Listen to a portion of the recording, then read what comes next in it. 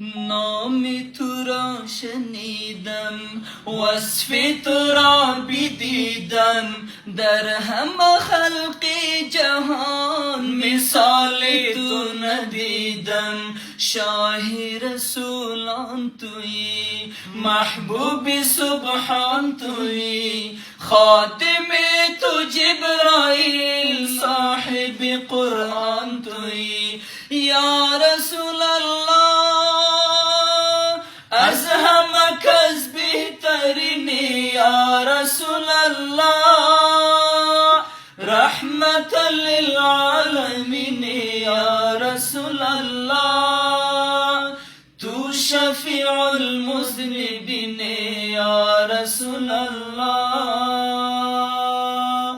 هستی زی نور خدا، منبع جود و سخا، رهنمای انس و جان به طاعت کبریا.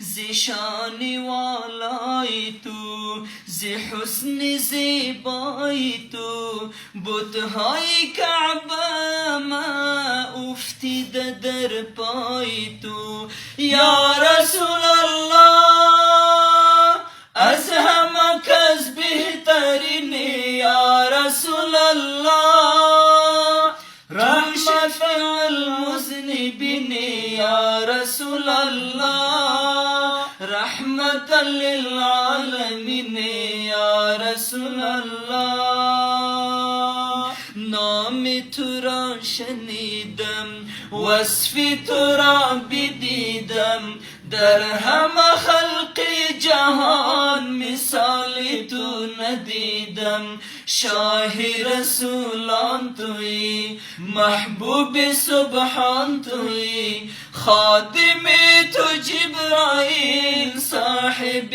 قرآن تویی. یا رسول الله از همه کس بهترینی، یا رسول الله رحمتا للعالمین، یا رسول الله تو شفیع المذنبین، یا رسول الله.